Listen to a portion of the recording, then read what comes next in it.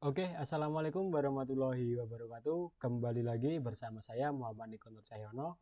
Di video kali ini saya akan menjelaskan tentang proyek untuk mata kuliah pengolahan citra yang memenuhi tugas untuk UAS semester 4 ini.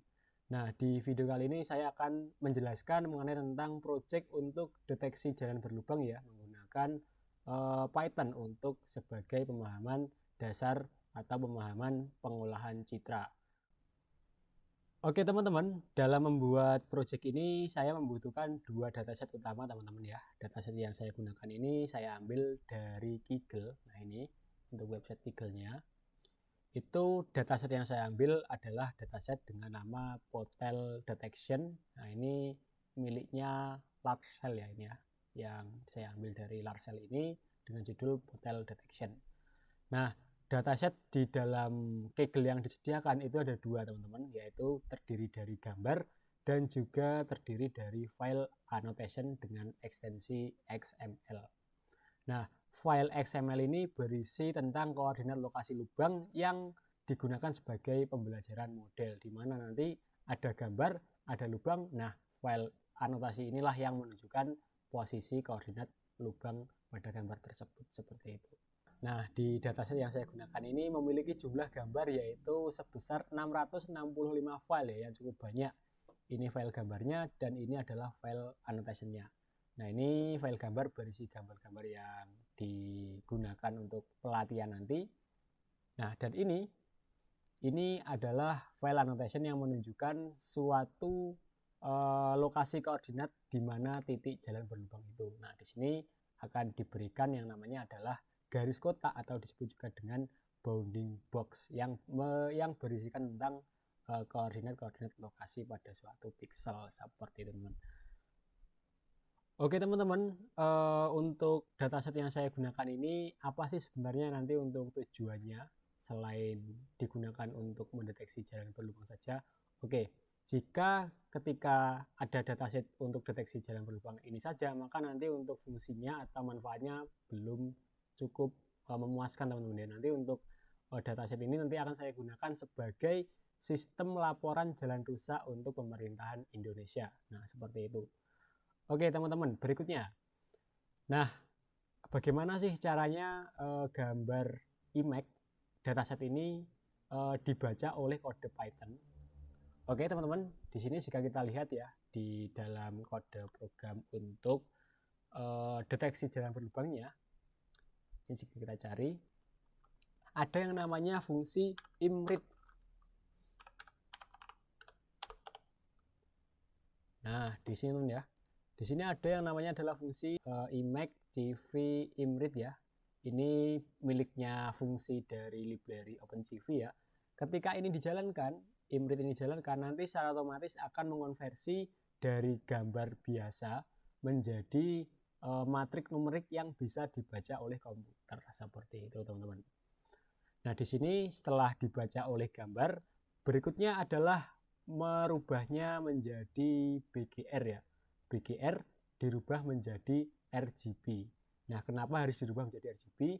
Karena untuk defaultnya si OpenCV ini itu harus gambar yang boleh dibaca atau gambar yang bisa diproses itu harus berupa gambar dengan format RGB seperti itu. Nah ini untuk kodenya di sini ya. Ini BGR yang asli bawaan dari dataset kemudian dirubah menjadi RGB seperti itu. Kemudian teman-teman, gambar yang digunakan itu memiliki size ukuran yaitu di sekitar 480 kali 480 ya. Nah, di sini kita bisa lihat di sini. Nah, ini untuk dataset yang digunakan itu harus dipotong atau dibuat size-nya menjadi sekitar 480 kali 480 sesuai dengan model yang digunakan. Dan tentunya untuk karnal warna yang digunakan itu hanya 3, yaitu yang tadi RGB seperti itu. Oke teman-teman, berikutnya di dalam kode program ini ada tahapan pengolahan citra yang digunakan. Yang pertama tentunya di dalam kode program ini adalah input gambar teman-teman ya. Tadi saya sudah menjelaskan bagaimana gambar dibaca oleh komputer menggunakan kode program Python. Nah kemudian untuk pengolahan citra tahapan yang pertama adalah input gambar, teman-teman. Kita harus menyediakan gambar dataset yang digunakan yang sudah kita download untuk melatih komputer agar bisa mengenali objek lubang berjalan. Nah, di sini untuk inputnya ada dua kategori, ada image dan juga file annotation seperti gambar yang sudah saya beritahukan tadi, teman-teman ya. Berikutnya setelah input gambar ada lagi tahapan pengolahan citra data augmentation ya, teman-teman ya. Ini fungsinya ada di sini, data augmentation ini. Nah, data augmentation ini yaitu proses membuat variasi data baru ya, gambar baru tanpa mengubah informasi penting pada objek. Nah, tujuannya apa? Tujuannya adalah model dapat mengenali lubang berjalan pada berbagai kondisi, teman-teman. Nah, untuk data augmentation ini yang pertama ada, teman-teman, ini adalah horizontal flip ya. Nah, ini untuk membalik gambar dari kiri ke kanan, teman-teman ya. Membalik gambar dari kiri ke kanan untuk menambah variasi data. Kemudian ada lagi di sini adalah rotasi gambar. Ada horizontal flip, ada rotasi gambar ya. Nah, rotasi gambar ini tujuannya adalah membuat model mampu mengenali lubang dari berbagai sudut pandang ya. Jadi ketika nanti kita berikan data tes dengan sudut pandang yang berbeda, dengan sudut pandang yang berbeda, maka nanti sistem akan tetap mendeteksi jalan berlubang. Kemudian di sini ada lagi, teman-teman, setelah rotasi gambar adalah perubahan kecerahan dan juga saturasi warna. Nah, di sini ada perubahan kecerahan dan juga saturasi warna ya. Ini kenapa kita gunakan perubahan kecerahan dan saturasi warna ini ya. Ini tujuannya adalah untuk membuat model tetap akurat dengan kondisi pencahayaan yang gelap maupun yang terang. Nah, seperti itu. Jadi nanti ketika kita bikin deteksi, maka nanti dia tidak akan terpengaruh oleh cahaya terang dan juga gelap seperti itu. Nah, kemudian di sini ada lagi Gauss noise ya. Ini menambahkan noise. Tujuannya adalah menambahkan gangguan noise dari input gambar sehingga model tetap akurat pada berbagai kondisi lingkungan tertentu. Misal dari segi kamera yang ada noise-nya banyak, itu nanti ketika kita menggunakan model ini nanti akan tetap terdeteksi jalan berlubang. Setelah itu kita juga memberikan ya atau merubah size ukuran suatu gambar yang dijadikan menjadi 480 kali 480 pixel yang sudah saya jelaskan tadi. Nah, tujuannya sama, teman-teman, yaitu untuk mempermudahkan dalam training model untuk mendeteksi gambar jalan berlubang menggunakan model SSD ya. Jadi enak kalau kita pakai dengan size yang sama, nanti akan mempercepat deteksinya sehingga lebih efisiensi seperti itu. Oke, teman-teman, di sini sebenarnya ada lagi ya tahapan pengolahan citra yang cukup penting, teman-teman, yaitu di bagian sini. Jika kita lihat, ini adalah proses normalisasi ya, di mana nilai rentang image itu memiliki warna atau memiliki rentang dinilai 0 sampai 255 dirubah menjadi 0 sampai 1 ya. Sehingga apa hasilnya? Hasilnya adalah ketika model kecerdasan buatan ini sudah dinormalisasi, maka nanti akan lebih cepat dalam proses pembelajarannya, lebih stabil, dan menghasilkan performa yang baik selama proses pelatihan maupun proses deteksi jalan berlubang, teman-teman. Seperti itu. Oke, teman-teman, berikutnya ya, ketika kita membangun proyek seperti ini, tentunya kita tidak hanya menggunakan sebuah proses pengolahan citra ya, pengolahan image ya. Tentunya untuk proses selanjutnya adalah penggunaan model untuk model trainingnya nantinya. Nah, teman-teman, di sini untuk proyek yang saya bangun ini, untuk modelnya saya menggunakan dari Kiglet ya, dengan nama model yaitu adalah ini, teman. Di bagian sini, di bagian kode. Nah, di sini saya mengambil model dari proyek ini, teman ya. Nah, yang sudah saya jelaskan tadi ya, ini menggunakan real time photo detection menggunakan SSD. Oke, teman-teman, tentunya untuk proses model ini ya, model SSD yang digunakan ini, tentunya dari gambar yang sudah diberikan tadi nanti akan masuk ke dalam model yang menggunakan ini. SSD 300 FGG 16. Ini berbeda ya teman ya, SSD dan juga FGG 16 ini ya. Nah, untuk FGG 16 sendiri itu teman-teman itu merupakan adalah convolutional neural network yang berfungsi sebagai backbone ya, atau sebagai pengekstrak fitur teman. Nah, atau ekstraksi fitur pada suatu gambar ya. Nah, di mana model akan mempelajari karakteristik penting pada suatu gambar yang sudah disediakan. Contohnya seperti garis tepi, kemudian ada lagi tekstur, bentuk, pola yang membedakan lubang dan juga area yang tidak berlubang ya, tentunya dengan permukaan jalan normal. Itu adalah FGG 16 ya. Nah, kemudian teman-teman setelah diekstraksi untuk karakteristik gambar-gambarnya, kemudian nanti akan masuk ke dalam model SSD 300 ya. Nah, ini apa sih SSD 300 itu? SSD atau disebut juga dengan single shoot multibox ya, atau single shoot multibox detector, itu merupakan sebuah algoritma object detection yang bertugas untuk menentukan lokasi dan jenis objek di dalam satu kali proses inferensi ya. Jadi nanti ada suatu gambar di mana ketika nanti dijalankan atau dimasukkan di dalam algoritma SSD ini, nanti dia akan bisa menentukan lokasi-lokasi objeknya. Nah, contohnya adalah objek jalan berlubang seperti itu.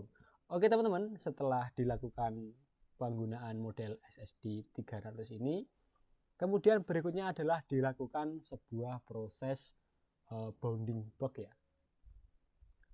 Bounding box-nya itu di sini teman. Nah, ini adalah proses bounding box ya teman ya. Jadi nanti setelah sistem atau komputer itu masuk ke dalam algoritma SSD 300, nanti akan diberikan label bounding box yang menentukan di mana sih lokasi jalan berlubang tersebut. Nah, seperti itu. Nanti hasilnya yang diperoleh adalah hasil berupa bounding box, yaitu kotak yang membatasi antara jalan berlubang dengan yang tidak ya. Kemudian juga akan memberikan confidence score, yaitu tingkat keyakinan model terhadap hasil deteksi ya. Nah, ini contohnya untuk bounding box-nya akan menjadi seperti ini. Oke teman-teman, sekarang akan saya jelaskan secara garis besarnya untuk memahami penjelasan-penjelasan yang sudah saya jelaskan tadinya teman ya. Di sini saya sudah mencari gambar untuk arsitektur penggunaan machine learning ya. Oke teman-teman, ini adalah arsitektur yang digunakan untuk membangun machine learning ya. Tentunya di sini ada beberapa tahapan yang harus dilakukan. Yang pertama adalah menyiapkan training data atau disebut juga dengan data set ya. Nah, kemudian setelah kita memberikan atau memiliki datasetnya, kemudian proses berikutnya adalah melakukan train the machine learning algorithm ya. Di dalam project yang saya gunakan ini untuk train the machine learning algoritmnya itu menggunakan model SSD. Nah, di sini yang sudah saya jelaskan tadi ya untuk penggunaan SSD. Nah, setelah kita melakukan train the model atau training model, itu nanti akan menghasilkan modelnya itu sendiri teman-teman, atau biasanya untuk modelnya itu memiliki ekstensi .pth. Nah teman-teman, setelah kita mendapatkan model ini, nanti dari model ini kita bisa membuat algoritma untuk machine learningnya. Nah, nanti kita bisa membuat kode program dari model ini untuk memprediksi jalan berlubang. Tentunya untuk memprediksi kita juga harus memiliki data tesnya teman ya. Ini ada data tes sebagai data input, kemudian kita gunakan machine learning algorithm dari model yang sudah ada, nanti dia akan memprediksinya teman-teman ya. Nah, dari hasil prediksinya akan menghasilkan sebuah evaluasi.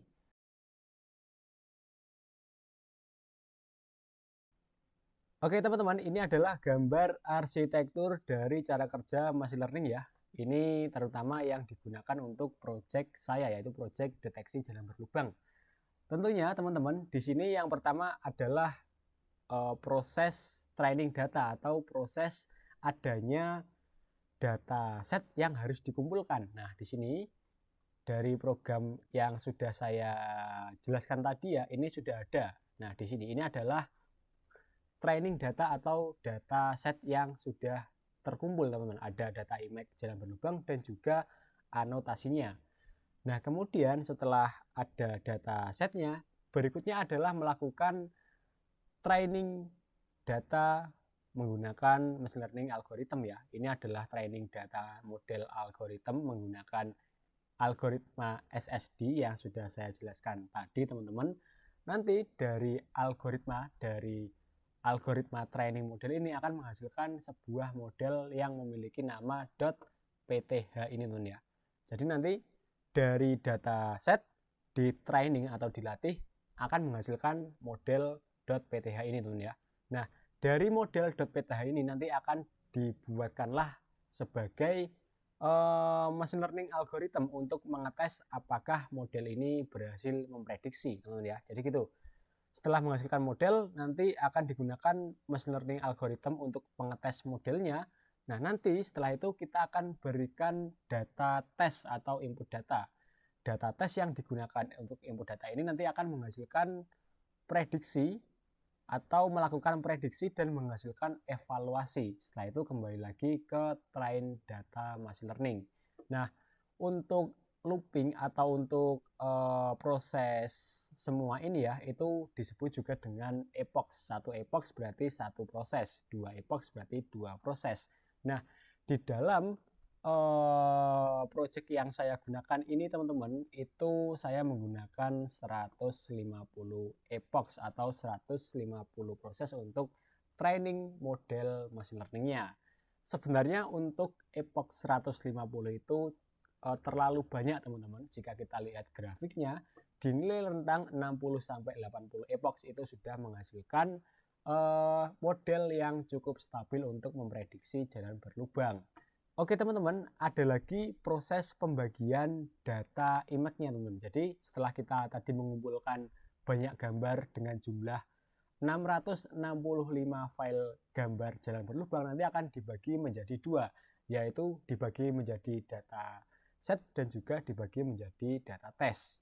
Nah, untuk pembagiannya itu di bagian kode sini teman-teman ya. Untuk trainnya, data trainingnya itu nanti akan diambil sebanyak 85% dari total dataset yang disediakan. Nah, nanti untuk sisanya yaitu 15% digunakan untuk input data atau disebut juga dengan data tesnya, sehingga akan menghasilkan evaluasi seperti ini teman ya. Untuk total nilai rata-rata keseluruhan performa model yang sudah dihasilkan itu menghasilkan tingkat ketelitian sebesar 24,59%. Artinya apa? Artinya untuk deteksi jalan masih belum cukup sempurna atau masih terkadang gagal untuk mendeteksi jalan berlubang. Oke teman-teman, ini adalah algoritma untuk proses prediksi jalan berlubang ya teman-teman ya. Nah, di sini teman-teman ya, untuk proses deteksinya saya menggunakan data tes seperti ini. Nah, ini adalah data tes yang akan digunakan. Apakah nanti komputer bisa mendeteksi jalan berlubang?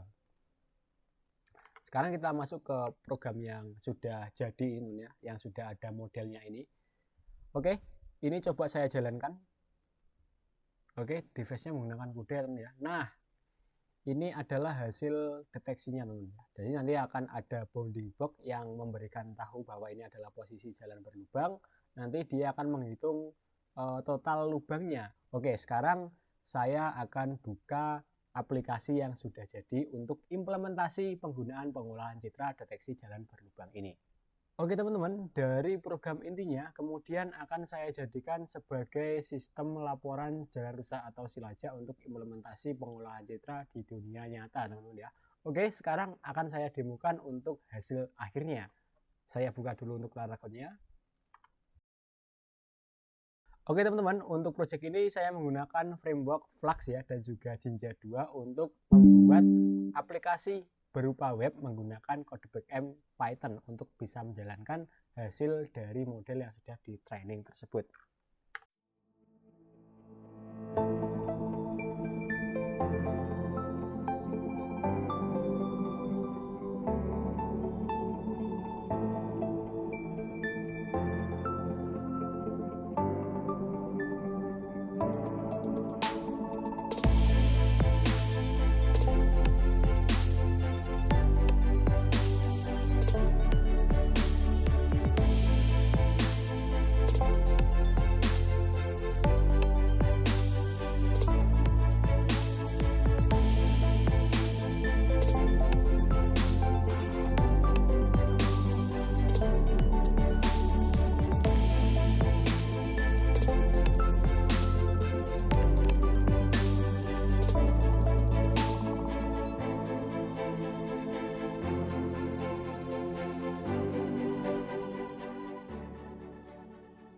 Oke teman-teman, mungkin itu saja ya presentasi dari video yang cukup panjang ini teman-teman ya. Sekian, terima kasih, jika ada kurang lebihnya maaf ya teman-teman ya. Saya tutup.